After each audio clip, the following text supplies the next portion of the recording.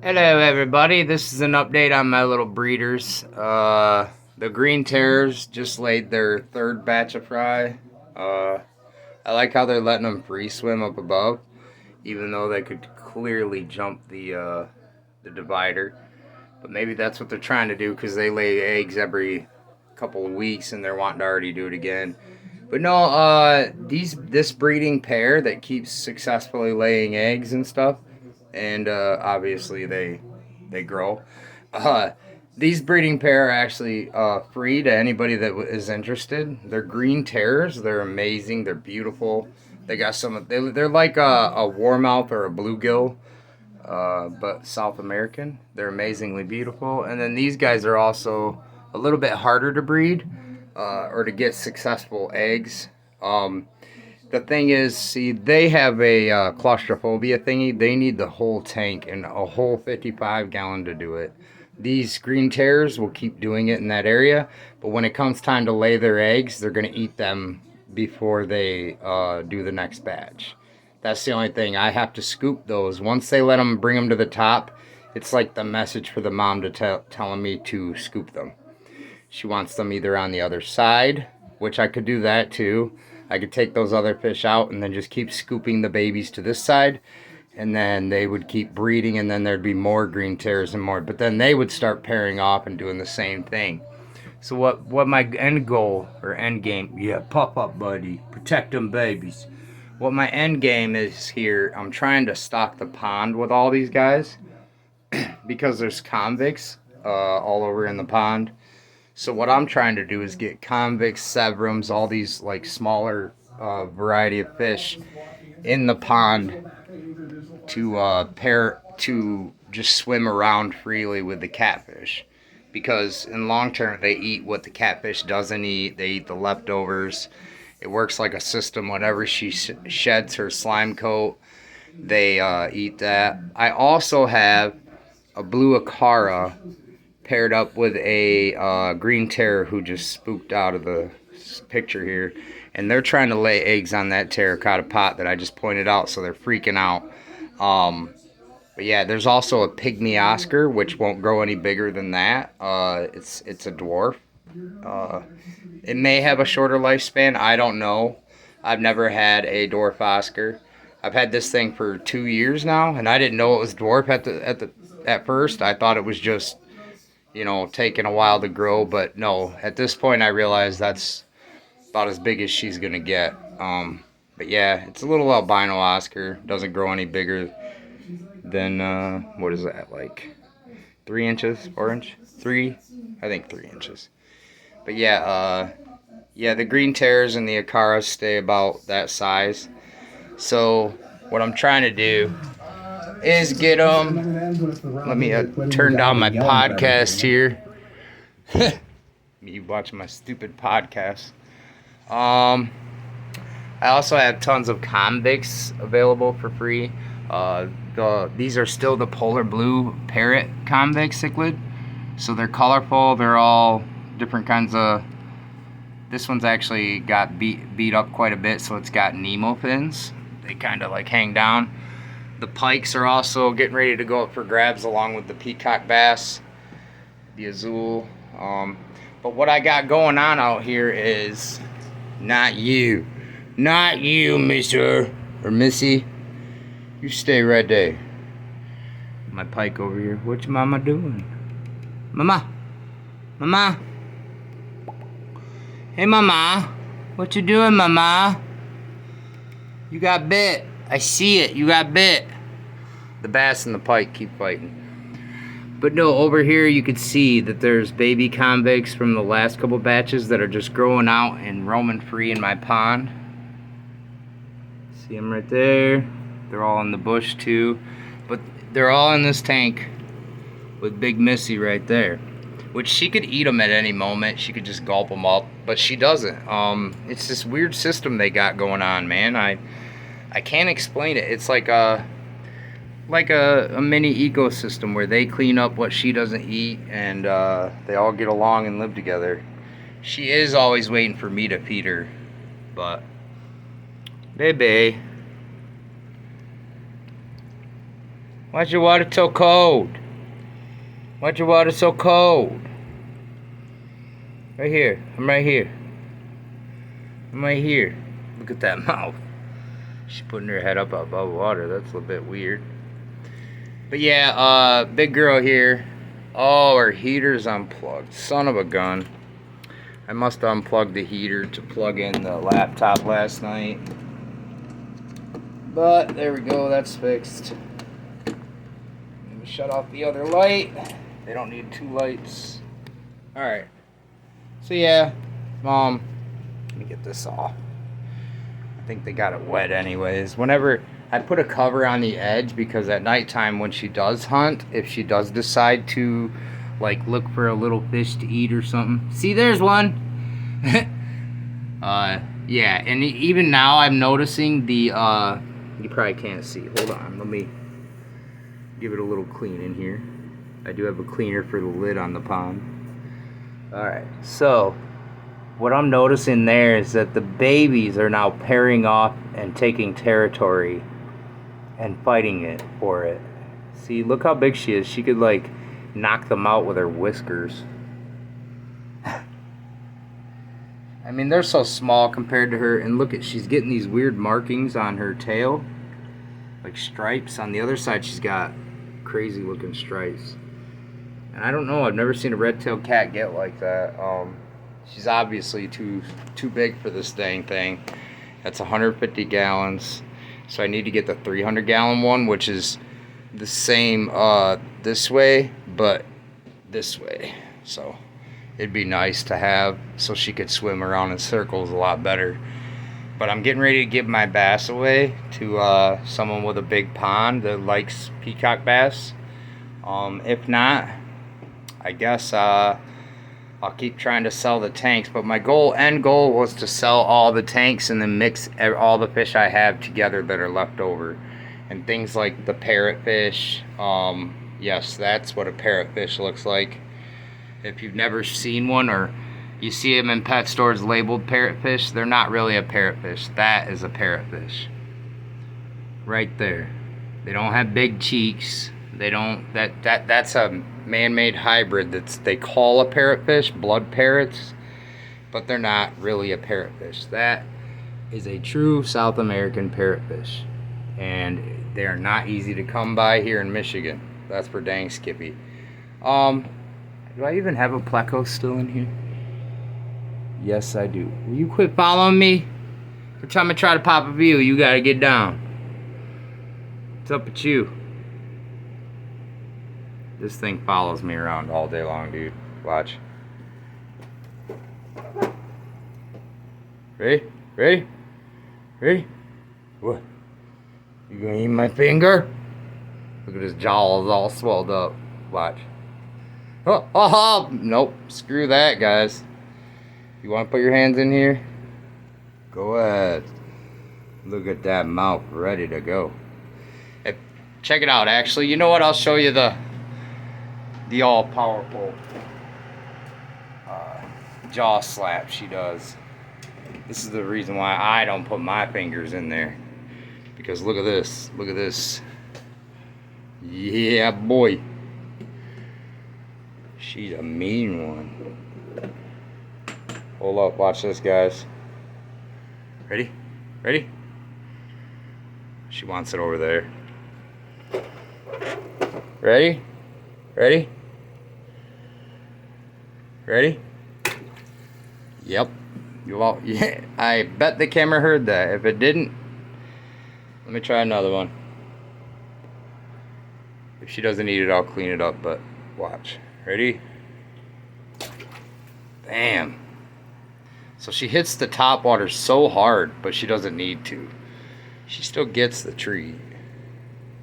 Okay, that's enough for you. You shouldn't even be getting any more right now, but I'm just trying to show them what's up. See if Mama ate all her tilapia. See, there's the parents, the convict parents. They just like to stay hidden. Just let that meat touch her on the head. Watch. Up, up, up, up. Up, up, up, up. Num num nums. My baby. Normally I don't feed her during the day. She's a nighttime only. But she looks like she's kind of hungry, so why not, right? Baby, right here. Right here. Look at her searching for it. It's right here. A whisker just come out and touch me. I better watch what my hands are doing. She's got me before on accident, but she didn't. She has like if you've ever been trying to pull a hook out of a catfish's mouth, she does have all those serrated edges and stuff. I wouldn't noodle her. That's for dang Skippy. And you could see the pieces of garlic. Even the little convicts are eating the garlic that's in the tilapia. I season it with garlic because that's good for their immune system. And I found out it was in the ingredients of almost all the fish food. So I started feeding it to her. It's hitting you on the head. Hey, you're too big. She's gonna eat it. Let's make sure she eats it. She's doing like a little flipperoonie. Yeah, she's getting it. That's why she splashes so much. It's just her maneuvering to get food.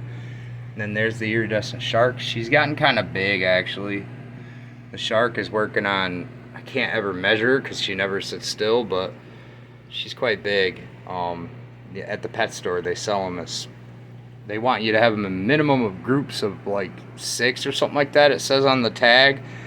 But if you knew how big they got, I doubt you'd get 6 of them, because 6 of those things in a tiny tank.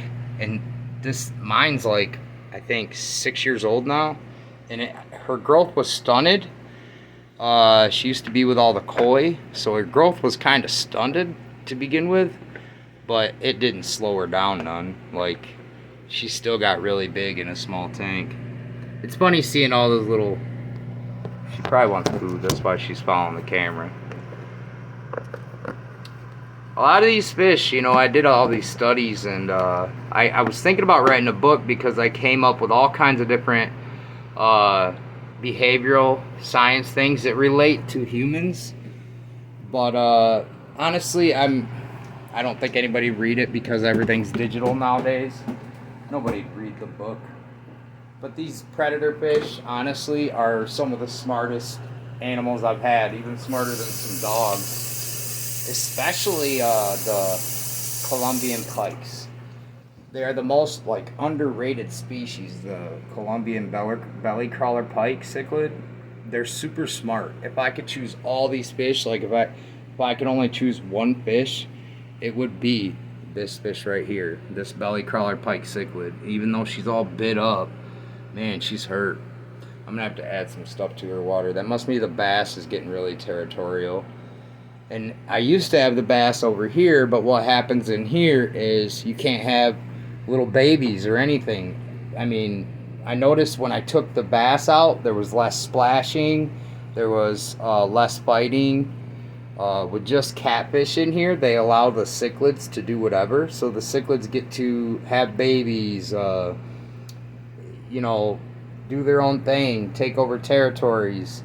To her, it doesn't really matter because she's a big catfish. So, but yeah, I got this giant pet store pump running her stuff, which is right there, 600 or 1,800 gallons per hour. So yeah, she's got a good system hooked up and a good filtration. It's just I can't fit everybody in one, okay, baby? Right? She ate the last bass that I had in there. There was a cowberry bass, and she paired up with this girl right here. This is a female, I think. She paired up with this bass, and they actually laid it, spawned twice. And then when I had a power outage, she killed the cowberry. She killed the male. So ever since then, this bass has been trying to find something to mate with, and I think that's why Polly's still alive in here and not getting bit at ever. Because Sparkles, that's the bass's name, loves Polly. But they bicker. They fight each other every now and again, but they don't hurt each other like the marking on that pike. But mama is controlling. She will make sure every fish is doing what she wants or to her benefit, otherwise she bites back. And judging by the head of this one, it looks like it didn't win all the fights. So mama must have bit her a couple times on the fins and head. But Paulie has no marks on any of his fins, so there's no bickering or problems with him. It's just the Pike Cichlid. Now see, I was thinking about putting the Pike Cichlid back over here where I used to have all the pikes, but now Tiger has gotten super highly aggressive as well. Once they get older, they get really aggressive. Azul, the peacock bass, needs to move because he's already outgrown this tank. He's touching lengthwise. He touches tail to nose, so it's time for him to move. But Tiger here, look how blown out his jaw is from fighting. But he's a lower lip. He has a, what do you call, like a underbite. And these pikes are way more aggressive, and I find them to be less intelligent. And also, they don't eat the same as the other pike. They actually like to suck the blood out of like the bloodworms and then spit them back out. Or tilapia, they'll suck the juice out of it and then spit it out the next day. So they'll chew on it the whole day, sucking all the juices and vitamins and nutrients out of it. And then it's almost like a vampire fish. They don't bite you, but they change every color. That's why I got so excited. But they're not nearly as smart. They don't do Morse code. They don't tell you when they're hungry like that pike does. But this Azul peacock bass is amazing. I paid $100, not even counting shipping, just to get him here in the States before COVID. And it's been a joy raising it. You hungry too, buddy? Yeah. See, he's even got a head bump from hitting the top up here, trying to avoid a bite from the pike, because they attack from underneath. But yeah, everything needs to be moved around. I had a friend of mine named Josh who was going to come by and help me with the bass and get the bass off my hands, because I figured once I get rid of the bass, I'll be able to move everything up to its appropriate level tank.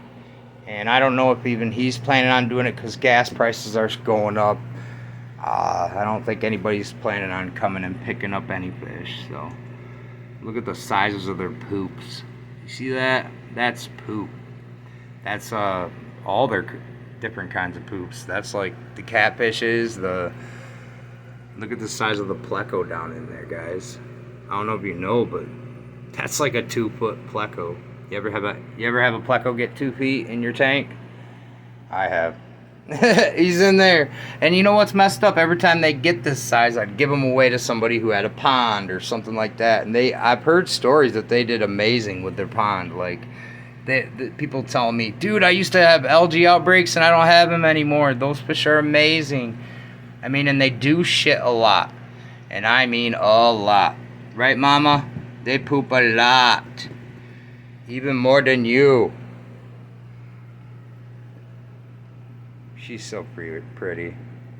See, I wish I had my own big pool. I could just let all these guys go in my own pool and shoot, I'd swim in it. I'd swim with them. Like Ohio Fish Rescue, how they got the pool. I wish I had that. Well, I mean, our park does, but I don't think they'd let me use it for fish. Even though it'd be cool. I'm pretty sure people would come for miles just to see it, but especially if we had giant redtails in there and peacock bass, they could fish for them.